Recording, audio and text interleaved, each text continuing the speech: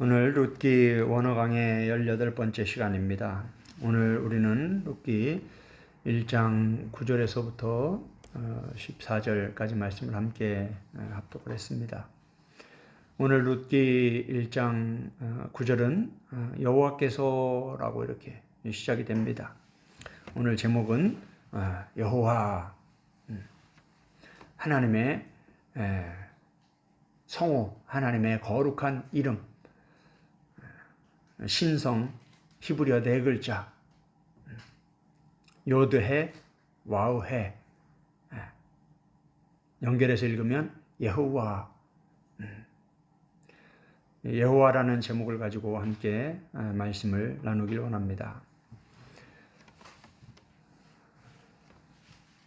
이 세상에 존재하는 모든 것들이 이름이 있습니다. 우리 사람도 이름이 있습니다. 하나님도 하나님의 이름이 있습니다. 이 여호와는 하나님의 거룩하신 이름입니다. 3세기 이후에 이 유대인들은, 이스라엘 백성들은 이 성경에서 여호와라는 이름이 나오면 이 이름이 너무나 거룩한 하나님의 이름이기 때문에 하나님의 이름을 함부로 부르지 않았습니다. 그래서 이 여호와가 나오면 아도나이, 나의 주님, 이렇게 바꿔서 발음을 했습니다. 서기관들이 이 성경을 기록할 때는, 성경을 기록하다 이 하나님의 이름 여호와가 나오면 옷을 갈아입고 목욕을 하고 그동안 썼던 붓을 버려버리고 깨끗한 새 붓을 가지고 이 여호와라는 이름, 하나님의 이름을 기록을 했습니다. 그만큼 이 여호와, 하나님의 이름, 이 히브리어 신성 이 4글자, 이것이 얼마나 귀한 하나님의 이름인지 그렇게 하나님의 이름을 아주 조심스럽게 그렇게 대해왔습니다. 이 여호와는 창세기 2장 4절에 처음 기록이 되면서 여호와 하나님, 여호와 엘로힘, 이렇게 주로 반복이 돼서 기록되어 있습니다. 구약 성경 전체에 약 6,000번 정도가 이 하나님의 이름이 기록되어 있습니다. 구약 성경, 히브리어 구약 성경에서 1,000번 이상 기록된 단어가 그렇게 많지 않습니다. 근데 하나님의 이름 여호와가 6,000번 정도 기록되었다는 것은 정말 많이 기록된 것을 우리가 보게 됩니다. 이 여호와는 어떤 뜻이냐면 히브리 동사 하야, 존재하다, 있다, 이런 뜻의 하야에서 유래해서 이 여호와는 존재한다, 스스로 계시는 분이다, 영원히 존재하시는 분이다, 이런 의미를 가지고 있습니다. 우리가 지난번에도 살펴보았지만 출애굽기 3장 14절에 보면 하나님께서 자신의 이름을 가르쳐 주십니다.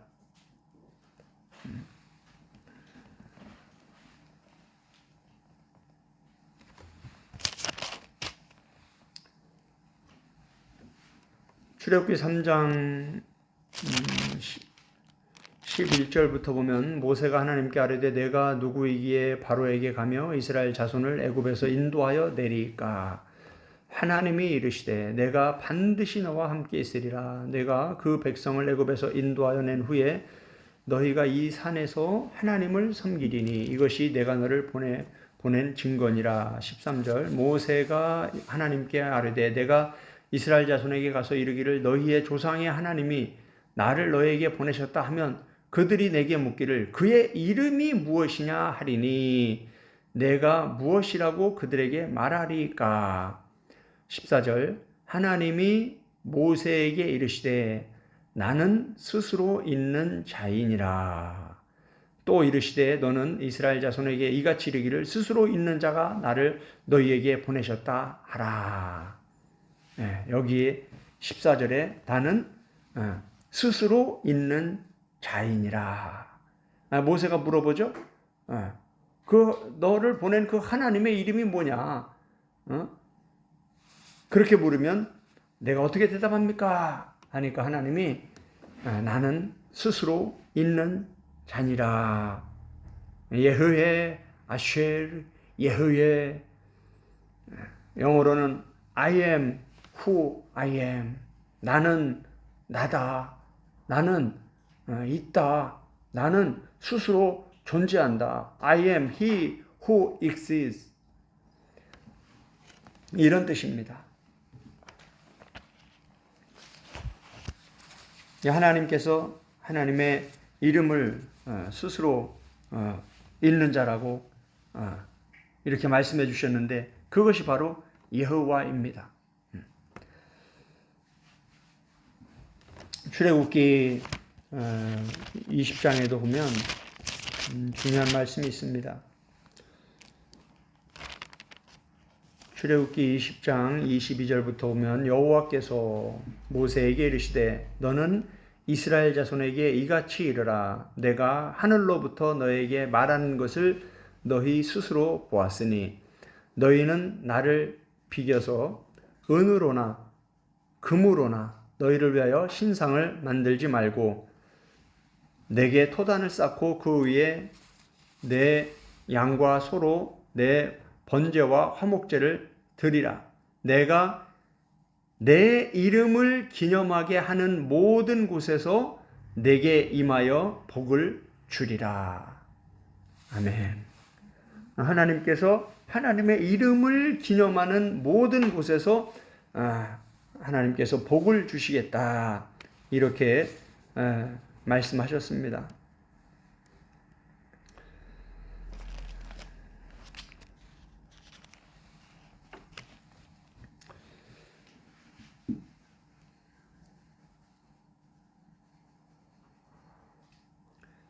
신명기 12장도 한번 보겠습니다.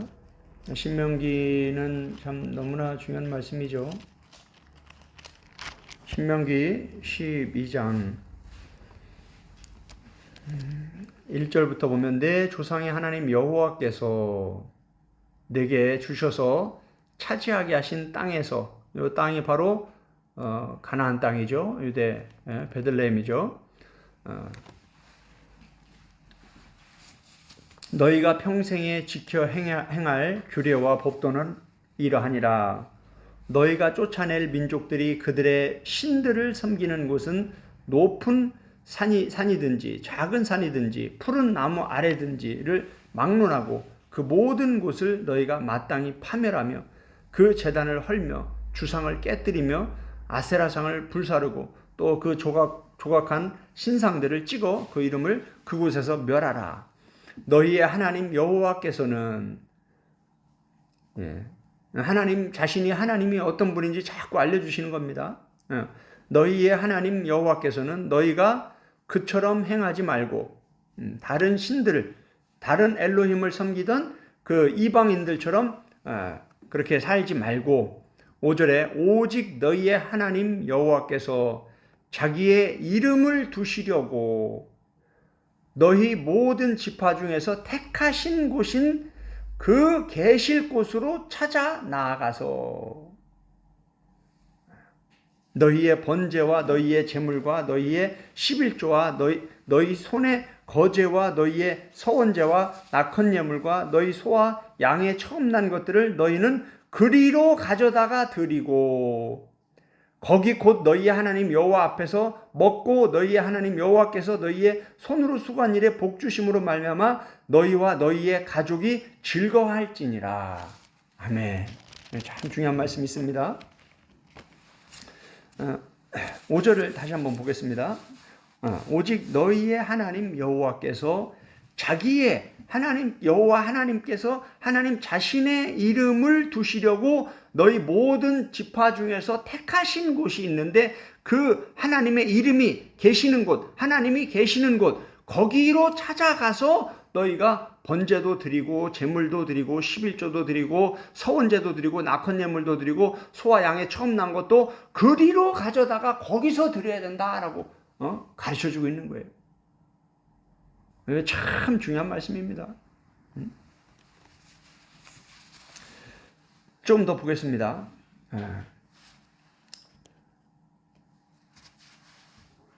8절 우리가 오늘 여기에서는 각기 소견대로 하였거니와 너희가 거기에서는 그렇게 하지 말지니라.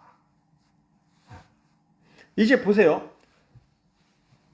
모세가 이제 모압 평야에서 이제 그 약속의 땅 가나안 땅 유대 베들레헴을 눈앞에 두고 이 유대 광야에서는 각기 소견대로 하였다 이 말이에요. 오늘 여기에서는 각기 소견대로 하였다 우리가. 그런데 너희가 이제 거기 들어가서는 가나안 땅 약속의 땅 하나님이 택하신 하나님의 이름을 두시려고 택한 그곳에 가서는 그렇게 하면 안 된다 이 말이에요. 그렇기 때문에 너희 조상들이 이 광야에서 다 죽은 거다. 60만 3,550명 중에서 여호수아 갈렙 2명 남고 다 죽었다. 이제 너희 어린 젊은이들 너희만 남고 여호수아 갈렙만 남았는데 너희는 이제 그 땅에 들어가면 너희 조상들이 너희 부모님들이 행했던 그런 잘못된 신앙처럼 그렇게 살면 안 된다. 여기에서는 각기 소견대로 하였다 우리가 오늘. 그런데 이제 너희가 거기에 가서는 그렇게 하면 안 된다. 너무나 중요한 이 신명기 말씀이요. 얼마나 중요한지 모릅니다. 9절에 너희가 너희 하나님 여호와께서 주시는 안식과 기업에 아직은 이르지 못하였거니와 너희가 요단을 건너 너희 하나님 여호와께서 너희에게 기업으로 주시는 땅에 거주하게 될 때 거기가 바로 가나안 땅 유대 베들레헴이죠. 여호와께서 너희에게 너희 주위의 모든 대적을 이기게 하시고 너희에게 안식을 주사 너희를 평안히 거주하게 하실 때에 11절 너희는 너희의 하나님 여호와께서 자기 이름을 두시려고 택하실 그곳으로 내가 명령하는 것을 모두 가지고 갈지니 곧 너희의 번제와 너희의 희생과 너희의 11조와 너희의 손의 거제와 너희가 여호와께서 원하시는 모든 아름다운 서원을 가져가고 너희와 너희의 자녀와 노비와 함께 너희 하나님 여호와 앞에서 즐거워할 것이요 내 성중에 있는 레위인과도 그리할지요 레위인은 너희 중에 분깃이나 기업이 없음이니라. 너희는 삼가서 너희는 조심해서 내게 보이는 아무 곳에서나 번제를 드리지 말고 오직 너희의 한 지파 중에서 여호와께서 택하실 그곳에서 번제를 드리고 또 내가 내게 명령하는 모든 것을 거기서 행할지니라. 아멘. 지금 하나님의 이름, 하나님께서 자기의 이름을 두시려고 택하신 곳이 있다. 거기에서만 하나님께 번제를 드려야 된다. 거기에서만 하나님께 예배를 드려야 된다. 이걸 지금 모세가 지금 뭐 하고 있습니까? 반복을 하고 있는 거예요. 반복하고 한다는 건 뭐라고 그랬어요? 강조하고 있다는 겁니다. 더 보세요. 지금 2번 반복했습니다. 21절 보겠습니다. 만일 내 하나님 여호와께서 자기 이름을 두시려고 택하신 곳이 내게서 멀거든 내가 내게 명령한 대로 너는 여호와께서 주신 소와 양을 잡아 내 각 성에 내가 마음에 원하는 모든 것을 먹되 정한 자나 부정한 자나 막론하고 노루나 사슴을 먹는 것 같이 먹을 수 있거니와 다만 크게 삼가서 그 피는 먹지 말라. 피는 그 생명인즉 내가 그 생명을 고기와 함께 먹지 못하리니 너는 그것을 먹지 말고 물같이 땅에 쏟으라 하면서 여호와께서 자기 이름을 두시려고 택하신 곳이 있다라는 것을 계속 강조하면서 너는 다른 신들을 섬기면 안 된다.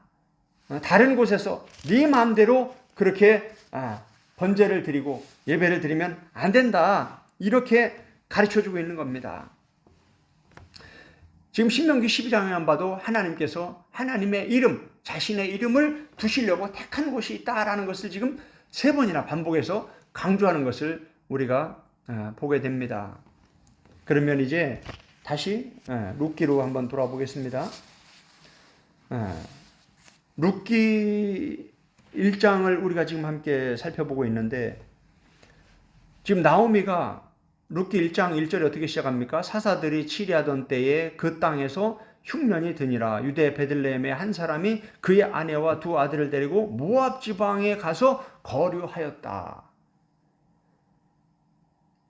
이 신명기는 구약 성경 전체에서 신앙의 아주 기준입니다. 기준, 틀이에요. 뼈대와 같은 거예요. 그런데 지금 보세요. 엘리멜렉, 나오미, 말론, 기럐, 이 하나님의 백성들이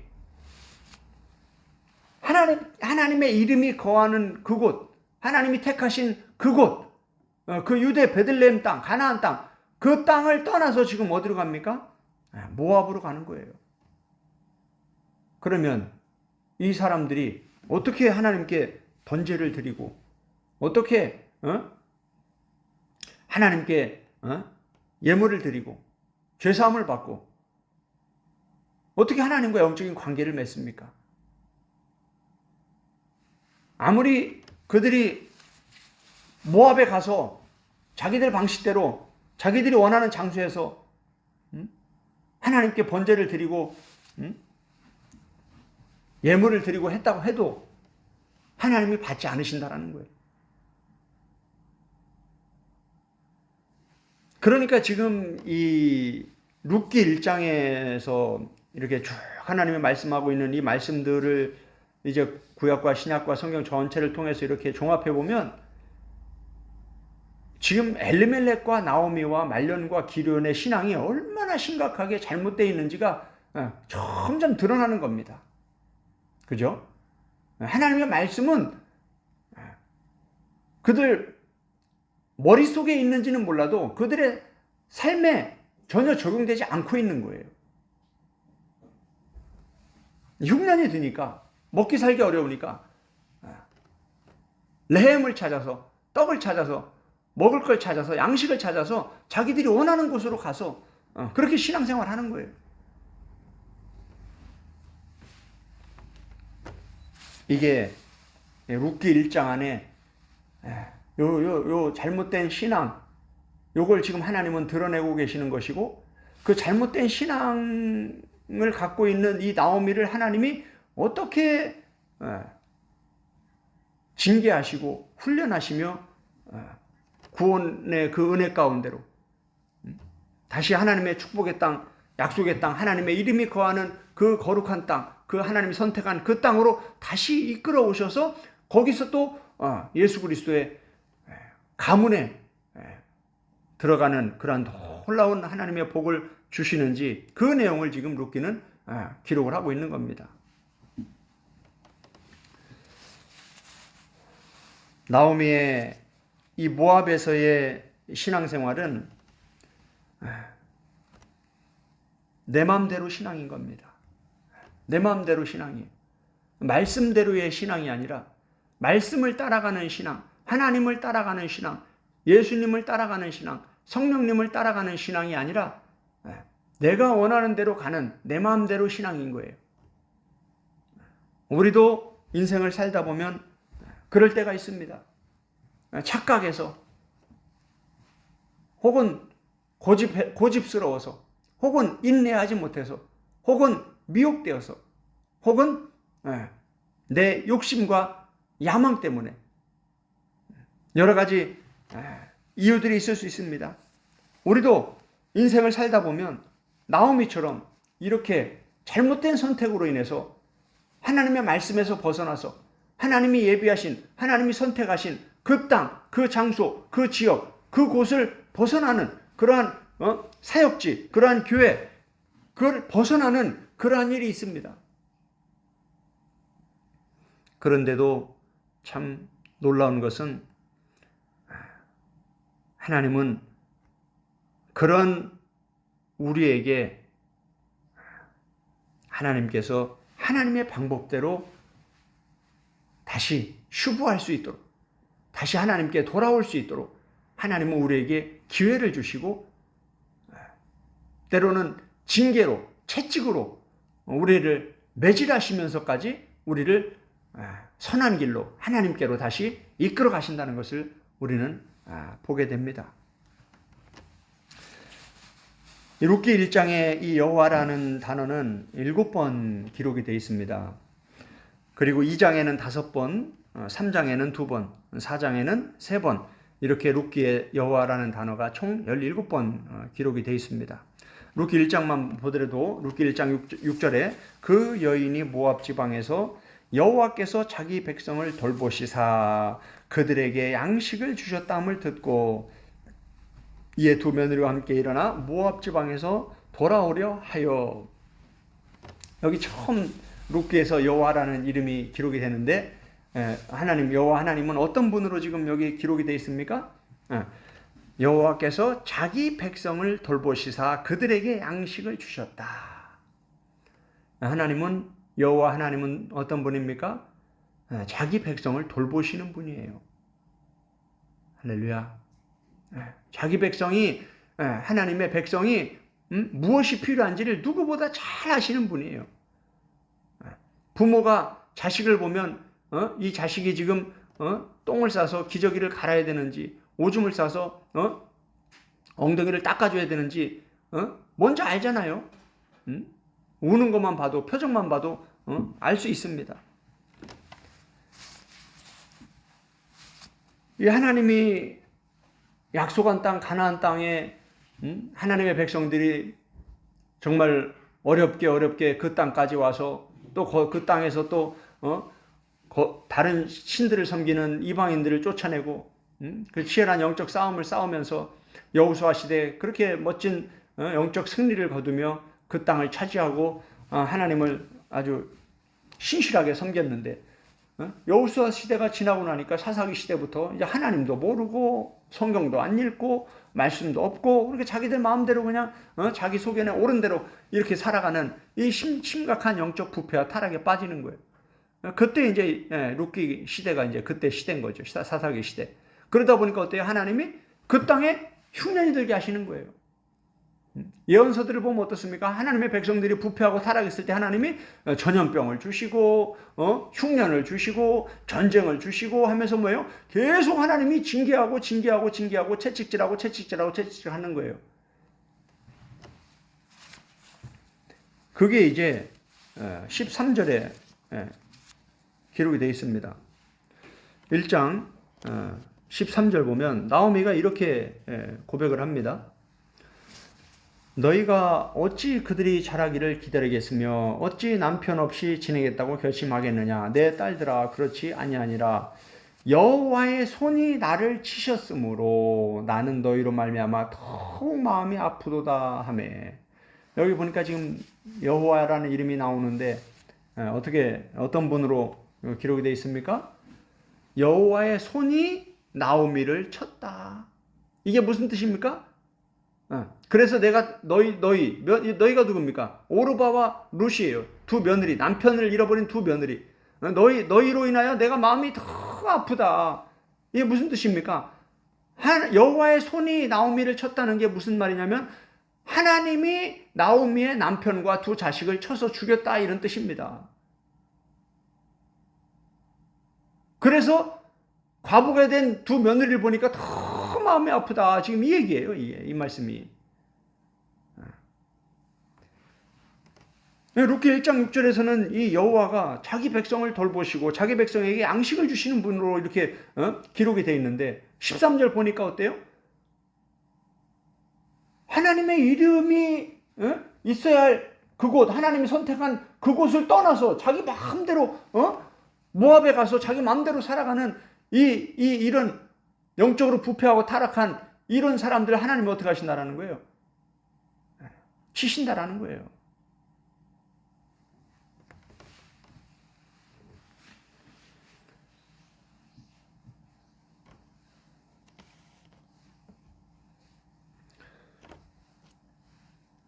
오늘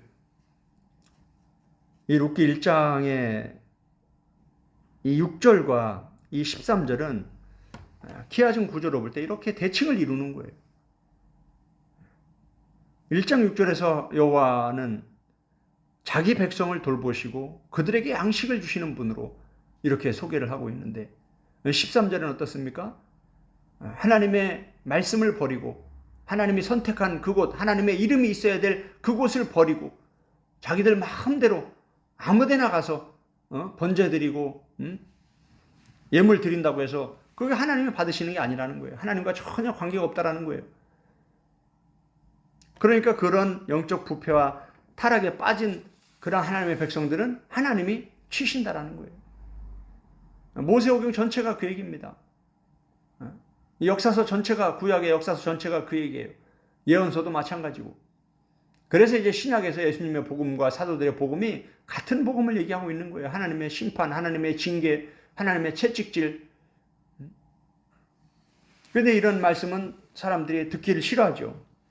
하나님은 자비하시고 사랑이 많으시고 용서하시고 물론 그렇지만 그렇지 않은 사람들이 얼마나 많습니까? 출애굽 1세대만 봐도 얼마나 하나님께서 화가 많이 나셨으면 그렇게 엄하게 심판하시고 징계하셔서 그 많은 사람들이 그렇게 광야에서 다 죽어나갑니까? 성경은 하나님의 사랑을 강조함과 동시에 하나님의 경외하심, 하나님의 그 준엄하심, 로마서 11장에서 말하는 것처럼 하나님의 인자심과 하나님의 준엄하심을 동시에 가르쳐주고 있지, 어느 한쪽만 너무 치우쳐서 강조하게 되면 신앙이 인본주의로 빠지게 되는 거예요. 그렇다고 해서 너무 하나님을 두려워하는 무서운 하나님으로만 강조해버리면 하나님의 사랑을 느끼기가 어렵죠. 반대로 또 하나님의 사랑만 너무 강조하면 하나님을 경외하지 않는 거예요.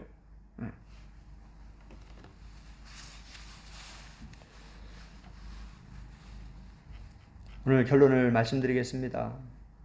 룻기 1장의 이 나오미와 이여와 하나님, 룻기 1장 6절에서는 자기 백성을 돌보시는 하나님으로 여호와를 소개하고 있고 13절에서는 자기 이름을 두실 곳을 선택하셨는데 그의 백성들이 임의로 그곳을 떠나서 영적으로 부패하고 타락하여 내 마음대로 신앙으로, 내 마음대로 내가 원하는 곳에서 내 마음대로 살아가는 그러한 잘못된 신앙인들에게 하나님이 징계하신다. 다시 말하면 하나님의 손이 하나님께서 하나님의 손으로 치신다.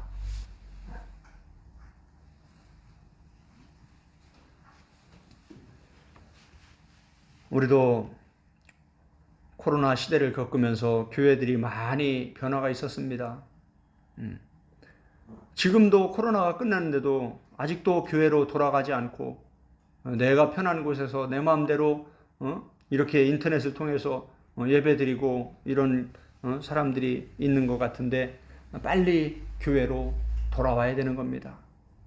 하나님이 정하신 곳에서 하나님의 방법대로 하나님의 질서 안에서 하나님이 세우신 하나님의 사역자들을 통해서 교회에서 이렇게 예배를 드리는 것이 바른 신앙이지. 오늘 말씀을 통해서 우리는 하나님께서 택하신 곳에서 살아가면서 흉년이 왔을 때에는 왜 흉년이 왔는지를 돌아봐야 되는 겁니다. 우리가 인생을 살아가면서 질병이 왔을 때, 어떤 어려움이 왔을 때, 어떤 큰 문제 앞에 닥쳤을 때, 그 문제만 붙잡고 해결하려고 몸부림치면 안 되는 거예요. 그 너머 하나님의 섭리가 무엇인가? 왜 이러한 문제가, 이러한 어려움이 나에게 왔는가? 하나님의 말씀 앞으로 나아가서 하나님의 말씀에서 답을 얻으면서 하나님이 이렇게 말씀하셨는데 내가 하나님의 말씀을 순종하지 않고 내 마음대로 신앙으로 내가 영적으로 부패하고 타락하여 내 마음대로 신앙에 내가 빠져 있었구나. 하나님은 하나님의 이름을 두실 곳을 선택하셨는데 내가 그곳을 버리고 그곳에 흉년이 왔다고 해서 먹을 것을 찾아서 엉뚱한 데로 내가 가 있었구나. 빨리 깨닫고 하나님의 이름이 있는 그곳으로 돌아가야 되는구나. 이게 바로 회개라는 겁니다. 이렇게 나를 돌아보고 회개하는 것이, 그것이 지혜고 그것이 하나님과의 사랑의 관계를 회복하는 최선의 길인 것입니다. 흉년이 왔다는 것은 단지 먹을 것이 없다는 것, 그게 전부가 아니라 우리 인생에서 어떤 감당하기 어려운 그러한 어려움이 온다. 어떤 큰 문제가 왔다. 이런 것을 뜻하는 것입니다. 하나님께서 징계하실 때는 빨리 깨닫고 돌아가는 것이, 그것이 지혜입니다. 계속 버티고 있으면 그 징계가 점점 심해지는 거예요. 남편이 죽었을 때 빨리 깨닫고 돌아갔으면 이 오르바와 룻은 과부로 살지 않아도 되는 거죠. 그런데 뭡니까? 끝까지 버티고 있는 거예요. 그러다 보니까 남편이 죽었는데 조금 있다가 두 아들까지 죽어버리는 거예요. 그런데도 나오미가 움직이지 않죠. 그리고 시간이 한참 지나니까 하나님이 이제 여호와께서 자기 백성에게 먹을 것을 주셨다. 이제 다시 베들레헴에 이제 양식이 생겼다. 그럼 그때 이제 움직이는 거예요. 우리도 참 이렇게 영적으로 부패하고 타락했을 때는 영적으로 민감하지 않으니까, 또 하나님의 말씀을 들을 곳이 없으니까, 교회를 떠나서 세상으로 가버리면 어디서 말씀을 듣고 언제 회개합니까? 그러니까 한번 하나님 선택한 곳을 떠나버리면 시간이 또 후딱 지나가는 거예요. 많은 것을 잃어버리는 거예요.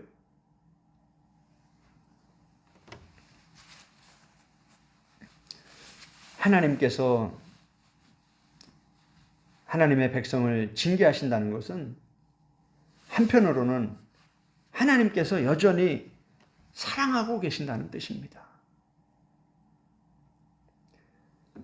자식들도 매를 댈 때는 아직 애정이 있다라는 거예요.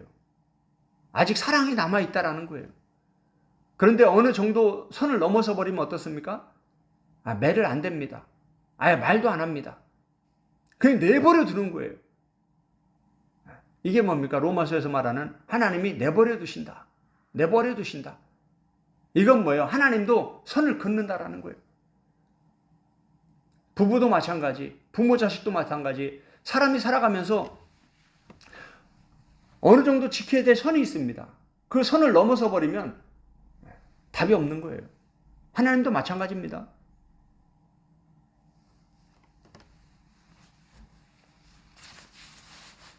히브리서 12장에 보면 이런 말씀들을 아주 잘 설명해주는 아주 귀한 말씀이 있습니다. 히브리서 12장 말씀을 보고 말씀을 마치도록 하겠습니다. 히브리서 12장 5절부터 보겠습니다. 또 아들들에게 권하는 것 같이 너희에게 권면하신 말씀도 잊었도다. 일러스되 내 아들아 주의 징계하심을 경히 여기지 말며 그에게 꾸지람을 받을 때 낙심하지 말라. 이제 나옵니다. 내 아들아 하면서 주의 징계하심, 하나님의 징계하심을 가볍게 여기지 말라라는 거예요. 뭐라고요? 하나님의 징계하심을 가볍게 여기지 말라. 빨리 깨닫고 돌아가라 이 말이에요.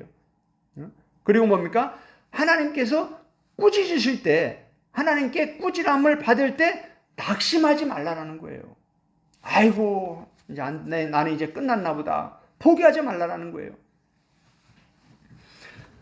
두 번째, 6절에 보면 주의 징계와 채찍질 하심에 대해서 말씀해 주십니다. 6절, 주께서 그 사랑하시는 자를 징계하시고 그가 받아들이시는 아들마다 채찍질 하심이라 하였으니. 자, 보세요.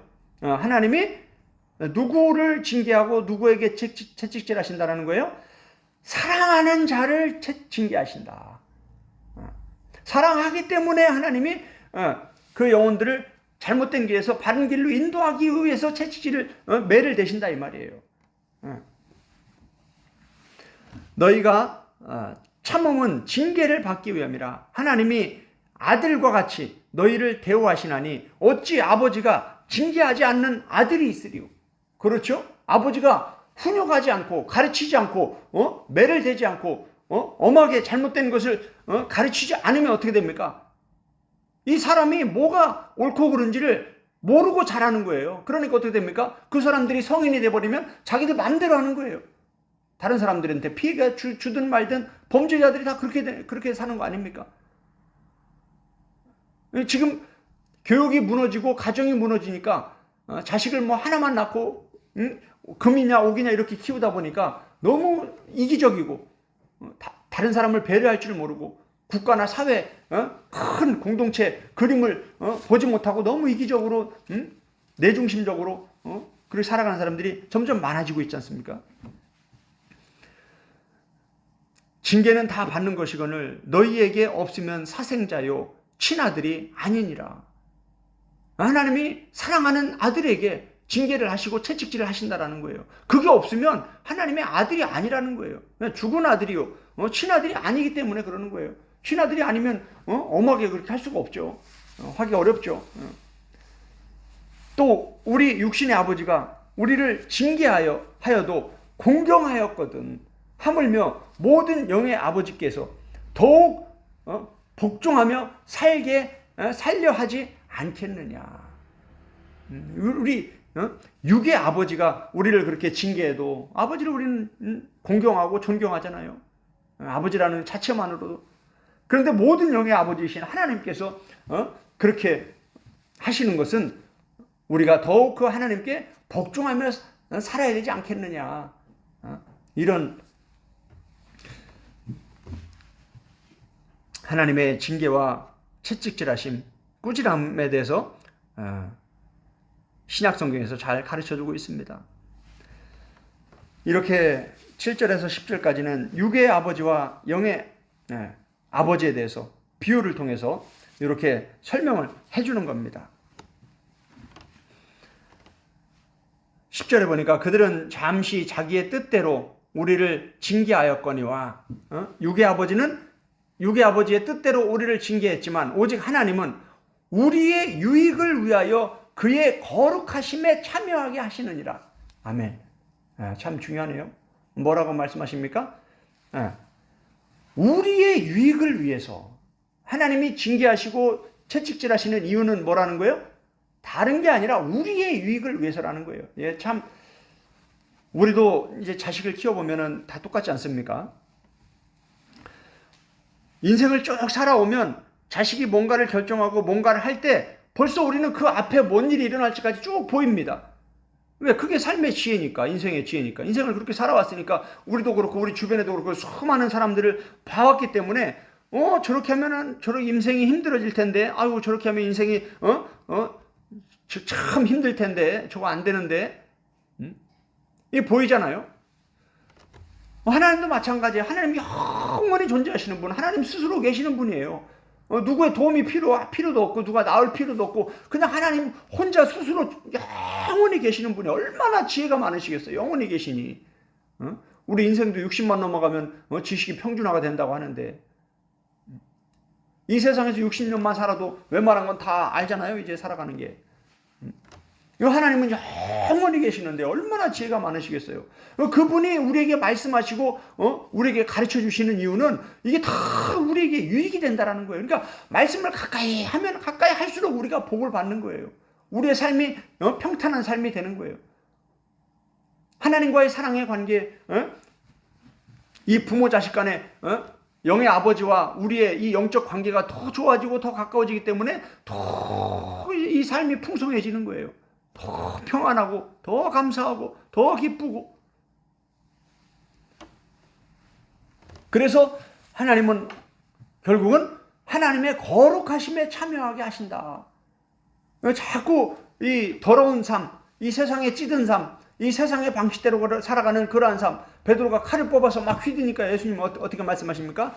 그건 아니야. 그건 하나님의 방법대로 사는 방식이 아니야. 그건 세상의 방식대로 사는 삶의 방식이야. 거룩한 삶은 그렇게 사는 게 아니야. 하면 예수님이 가르쳐 주시잖아요. 예수님이 베드로를 제자 영접하면서 예수님만 믿고 천국 가라고 이것만 가르친 게 아니잖아요. 삶의 방식을 가르치는 거예요. 예수님을 본받고 따라가는 이 그리스도인의 삶의, 천국 백성의 삶이 어떤 삶이어야 되는지 하나님의 그 거룩하심에 참여하는 그 삶의 방식을 가르쳐 주는 거예요. 복음은.